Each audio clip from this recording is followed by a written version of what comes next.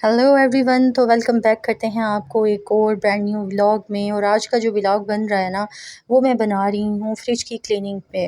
ठीक है, आप यहाँ पे देख सकते हैं कि फ़्रिज की हालत क्या हुई हुई है।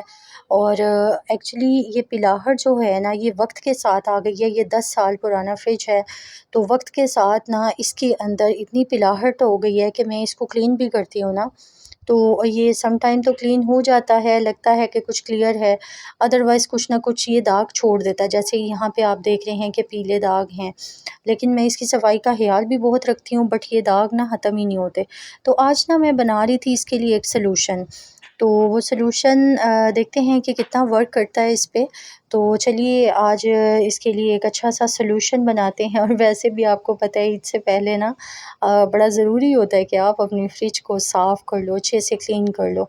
अच्छा, ये जो रबड़ है ना फ़्रिज की, मैं मोस्टली एक ब्रश रखा हुआ है मैंने, जो सिर्फ़ किचन के कामों के लिए है। न्यू एक ब्रश मैंने लिया हुआ था, वो उससे मैं साफ़ करती रहती हूँ। इसकी वजह से ना इसके रबड़ जो है ना, वो डैमेज नहीं हुए हुए, गंदे नहीं हैं। जैसे होता है ना अंदर फंगस वगैरह लग जाती है, तो इस रबड़ को भी क्लीन करना बड़ा ज़रूरी होता है, ताकि बैक्टीरिया वगैरह ना आ सके। तो आप ब्रश की मदद से बहुत अच्छे से इसे कर सकते हो। दूसरी तरफ मैंने पैन में पानी लिया था, ठीक है, उसमें मैं 3 चम्मच भर के नमक डाल के ना, तो उसे ज़रा गर्म कर लूँगी। इतना शदीद गर्म, बबल जब उसको आने लग जाएँ, तो हम वही पानी उठा के फ्रीज़र में डाल देंगे। नमक वाले पानी से क्या होता है कि वो जल्द ही उसकी जो बर्फ़ है ना, वो पिघल जाती है। और यहाँ पे मैं सॉल्यूशन बना रही थी। प्लेट में मैंने लिए थे लेमन। यहाँ पे आपको 2 नज़र आ रहे हैं, और मेरे लेमन भी मुरझा गए हैं, हत्ता कि ये कल ही आए थे। सब्ज़ी में मंगवाए थे मैंने, लेकिन क्या है कि आजकल गर्मी है ना, तो गर्मी की वजह से ना बहुत जल्दी मुरझा जाती हैं सब्ज़ियाँ, उनके कलर ऐसे अजीब से हो जाते हैं। तो मैंने लेमन यहाँ पे 2 थे, फिर मैंने एक और ऐड कर लिया था। तकरीबन 3 लेमन लिए थे। अच्छा, आप इसके अल्टरनेट ना, लेमन के अल्टरनेट आप विनेगर भी यूज़ कर सकते हो, वो भी बहुत यूज़फुल है, क्योंकि जो विनेगर है ना, वो भी बहुत अच्छे से क्लीन कर देता है चीज़ों को। तो विनेगर आप डाल सकते हो। और इसके साथ आपको ना यहाँ पे मीठा सोडा लेना है, खाने वाला मीठा सोडा, जो अक्सर हमारे खानों में यूज़ होता है, ठीक है। ये हम भर के 3 चम्मच इसके ये भी ऐड कर देंगे। अच्छा, यहाँ पे अब मैं बना रही थी ना, तो इसमें बाद में मैंने और भी चीज़ें ऐड की, मुझे लगा कि यार ये कम हो जाएगा, तो इसमें मैंने मैक्स लिक्विड भी ऐड किया था, ताकि इसकी क्लीनिंग अच्छे से हो जाए। तो जब ये तैयार हो गया था बनके, तो फिर इसके बाद हम इसको फ्रिज में सारा लगाएँगे।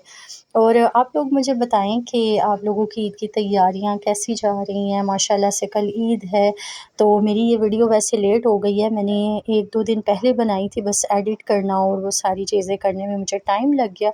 तो इस वजह से मैं आज आपके साथ शेयर कर रही हूँ, यानी कि आज चाँद रात को मैं आपके साथ शेयर कर रही हूँ। और कल तो जनाब हमने बनाने हैं मज़े-मज़े के खाने। बकरा ईद का जब नाम आता है ना, तो फिर यही होता है कि हम लोगों के माइंड में ना बस मज़े-मज़े के मुरग़न खाने और चीज़ें और बिरयानियाँ और पुलाव और मटन कुन्ने याद आ रहे होते हैं कि यार हम तो ये बनाएँगे। तो ऐसे ही है, आज मैं भी बस तैयारी कर रही थी कि यार कल ईद है, माशाल्लाह से मुझे कपड़े वग़ैरह सब घर के घर वालों के आयरन करके रखने थे। इसके अलावा घर की क्लीनिंग भी साथ-साथ चल रही थी। अब इसके बाद ना मैं आप लोगों से नेक्स्ट जो ईद के बाद के व्लॉग आएँगे ना, उसमें मैं आपके साथ ना शेयर करूँगी माइक्रोवेव की क्लीनिंग का भी। इसके साथ-साथ मैं आपके साथ करूँगी स्टोव की क्लीनिंग, यानी कि जो हमारा डेली बेसिस पे चूल्हा यूज़ हो रहा होता है किचन में, उसकी क्लीनिंग का भी मैं आपके साथ शेयर करूँगी, ताकि हम लोग कुछ ना कुछ काम भी करते रहें। आप लोगों को मेरी मदद से कुछ भी सीखने को छोटा-सा भी मिल जाए, तो वो भी एक अच्छी बात है। तो हमें एक-दूसरे से शेयर करनी चाहिए चीज़ें, अपने एक्सपीरियंस शेयर करने चाहिए। तो यहाँ पे मेरा सॉल्यूशन रेडी हो गया था। तो अब मैं स्पंज की मदद से ना इसको फ्रिज पे जहाँ-जहाँ मुझे स्टेन्स नज़र आ रहे थे, वहाँ पे मैं इसको लगा लूँगी अच्छी तरह, ठीक है। लगाने के बाद इसको हम तकरीबन 1 घंटा तो छोड़ेंगे, इसको बंद कर देंगे, ठीक है। फ्रीज़र आप खुला रहने दें, ताकि वो बाहर की गर्म हवा से ना बर्फ़ जल्द मेल्ट हो जाएगी। वहाँ पे मैंने नमक वाला पानी उबलता हुआ डाल दिया था। तो जितनी मर्ज़ी सख्त लेयर हो बर्फ़ की, तो वो आप 2-3 दफ़ा अगर डालें ना, तो वो टूट जाती है। बर्फ़ खुद ब खुद ना मेल्ट होना स्टार्ट हो जाती हैं। लेकिन मेरी फ्रीज़र साफ़ था, आपने देखा कि फ्रीज़र में कोई इतनी बर्फ़ नहीं जमी हुई थी, क्योंकि मैं गाहे-बगाहे इसको क्लीन करती रहती हूँ।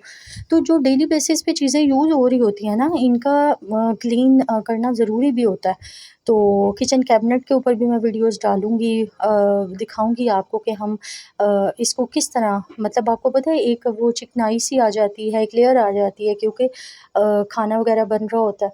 तो वो जो लेयर आती है वो बहुत चिपचिपा सा हो जाता है, वो भी मैं क्लीन कर रही होती हूँ। किचन कैबिनेट के लिए मैं एक सॉल्यूशन बनाती हूँ, वो भी मैं आपके साथ शेयर करूँगी, ठीक है। तो यहाँ पे आप देखें, जहाँ-जहाँ मुझे नज़र आ रहा था वो मैं कर रही थी।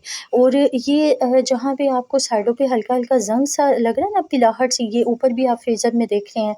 ये इसलिए है कि जो इसकी जालियाँ वगैरह होती है ना, जिसके ऊपर हम खाने वाली चीज़ें रख रहे होते हैं, बॉक्सेस रख रहे होते हैं, तो वो आई थिंक वो थोड़ा बहुत ना उसने वो कोई छोड़ा है ज़ंग, तो ये उसके निशान है। तो अब देखते हैं कि ये इससे कितना क्लीन होता है। ठीक है, तो ये मैंने अब सारा लगा लिया था, फ्रीज़र में खुला रहने दूँगी, फ्रिज में बंद कर दूँगी।